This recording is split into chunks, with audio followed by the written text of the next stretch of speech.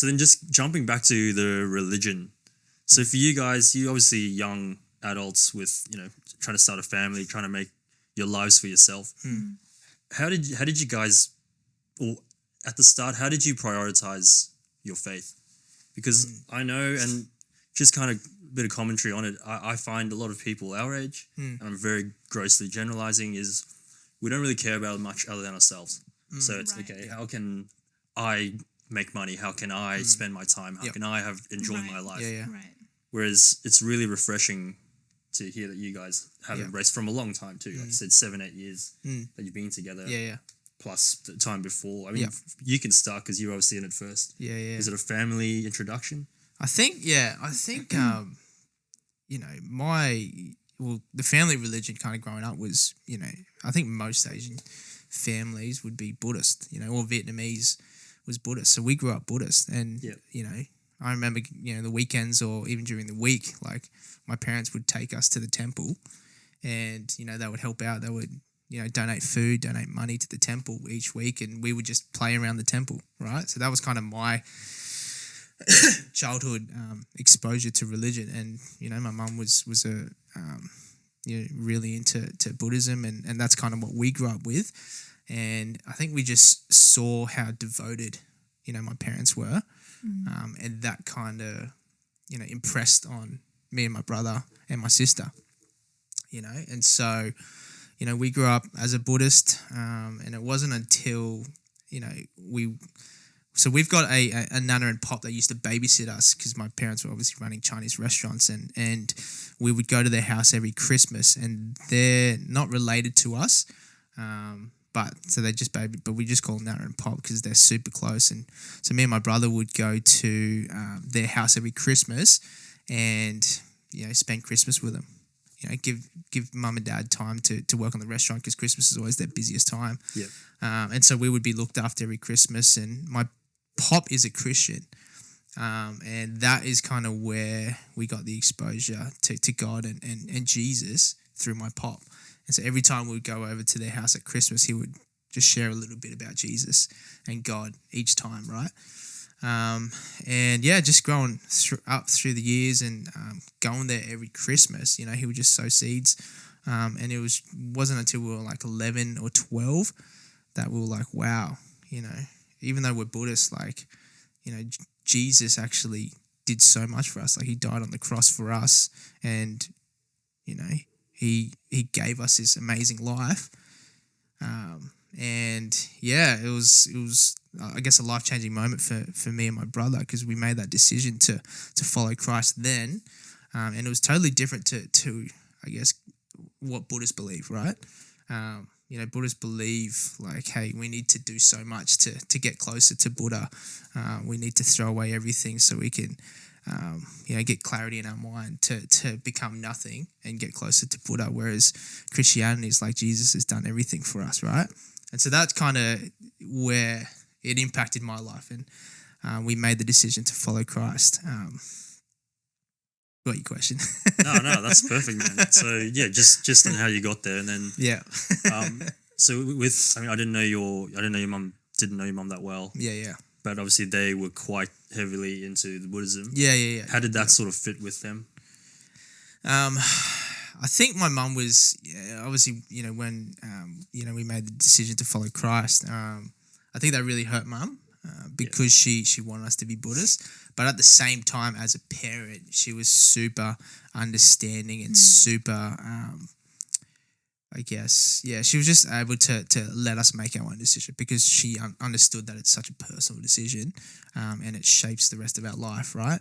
So even though it kind of hurt mum, she gave us that freedom to make our own choice. And ever since then, we've been serving in church and have really prioritized church in our lives. And as you said before, a lot of the people nowadays, our age especially, they kind of focus on themselves, right? And we just found, our lives have just been so much more, our lives are bigger and better because we serve the church and serve God and serve other people, right?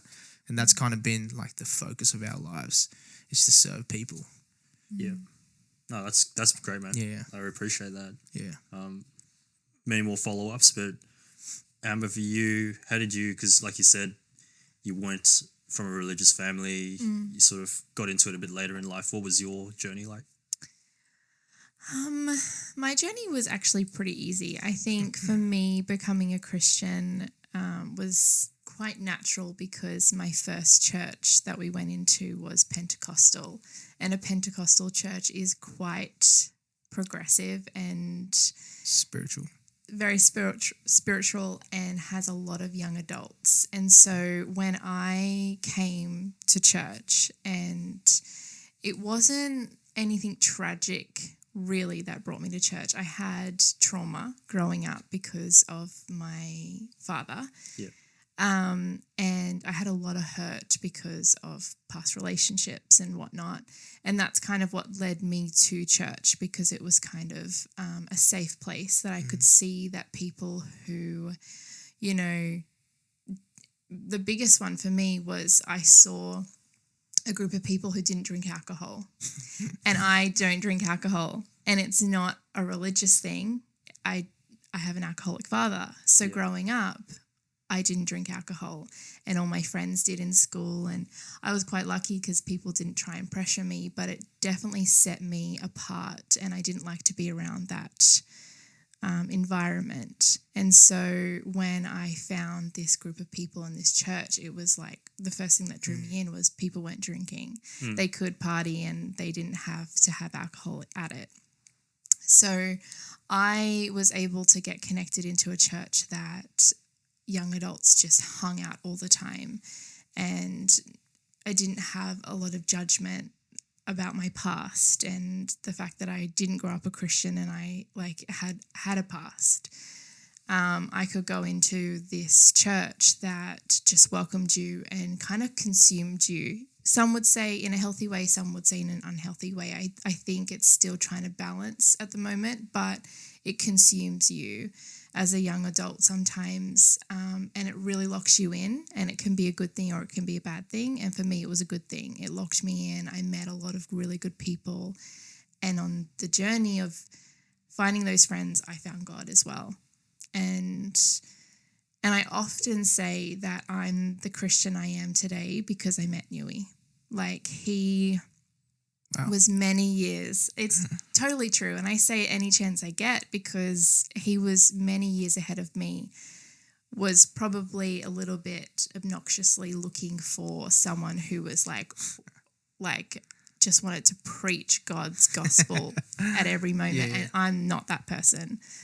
Never have been, never will be. But he was looking for someone that was so secure and on fire and diving into God.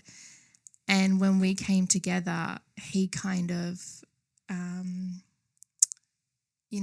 prioritized being generous. So I learned the value of being generous as a Christian and prioritized, praying. So I learned the benefits of praying and things that he instilled in me kind of just made me into a better person.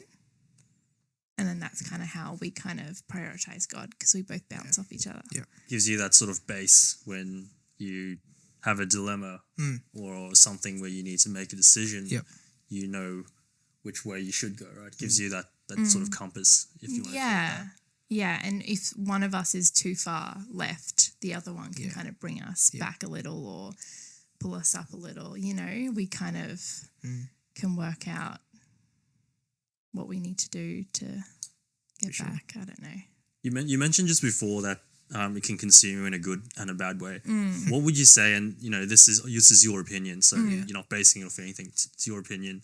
What would you say is the bad ways that it can consume someone? The bad ways it can consume someone is it becomes like they live and breathe it in a way that doesn't allow them to kind of see or respect anything outside of it. Yeah. And then it gets to a point where they notice it and it's, it either breaks them or makes them. A lot of people in our time we've seen come to know God and come into a church and get all consumed, and it's great, and then something happens. Maybe they get offended by something that's said in church, or their family members go, you're a part of a cult. I've seen all different things happen, and then they kind of look at church in a negative light, and then they leave God altogether because they're like, oh, this is terrible, rather than balancing out. Maybe they just need to step back a little and focus on God rather than the church, if that makes sense. Yeah, no, 100%. Because so I grew up in a Catholic family. Like, I reckon probably up to the age of 16, 17, I probably missed Mass twice.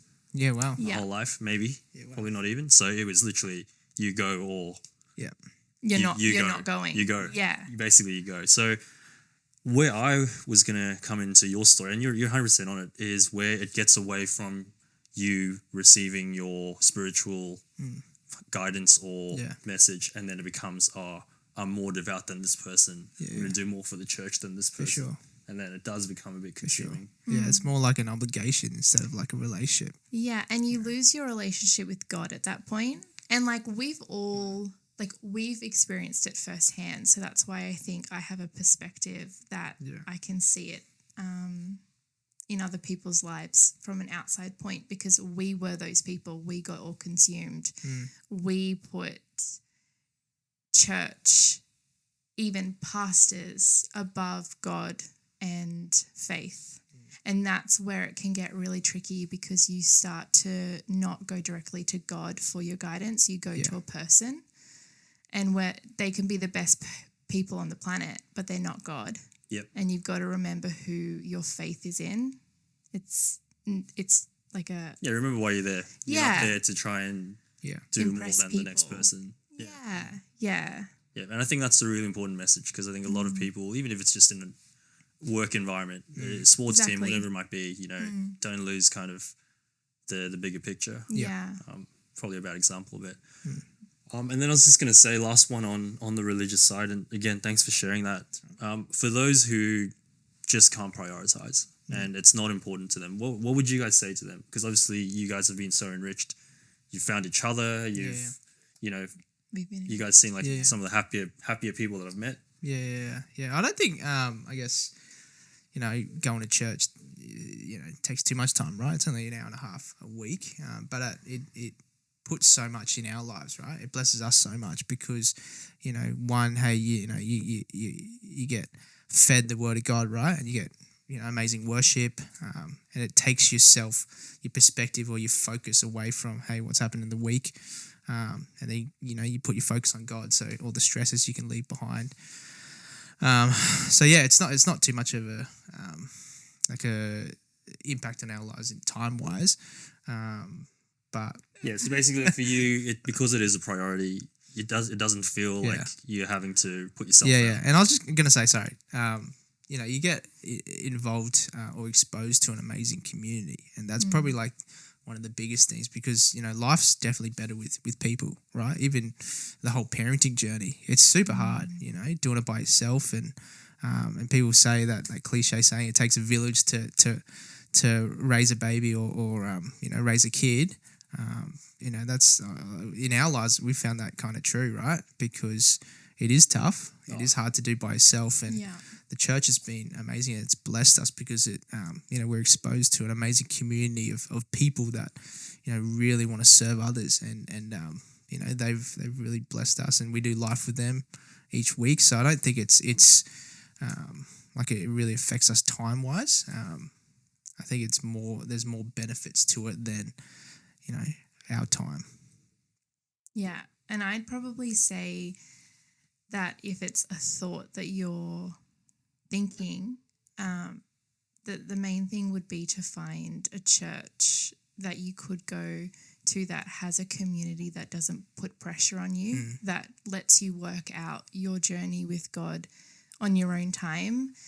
If you find the right church for you, you'll know that there aren't pressures of being a Christian, that God, like Jesus died on the cross so that we didn't have to abide by the laws the way we did before Jesus died.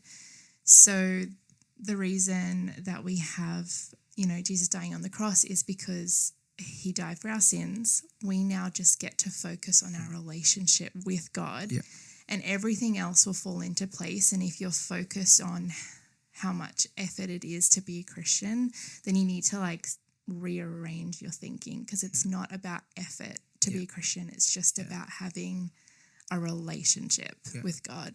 And that can be from your bedroom. You don't even need to start that by going to church, Church is just a benefit of a community that is like-minded people. And at the end of the day, a lot of people go to church for different things, right? Some people just go because they like seeing the people, hanging out with people, and that's nothing wrong with that. There's nothing wrong with that. No. One of the guys I had on the podcast, he's in Hindu, and he goes to the temple. He said it started off purely because all his childhood friends were there, and now they still go. They still go every time, and that's fine. Yeah, for sure. That's fine. And if that is what's going to bring you closer to God, then that's amazing. For sure.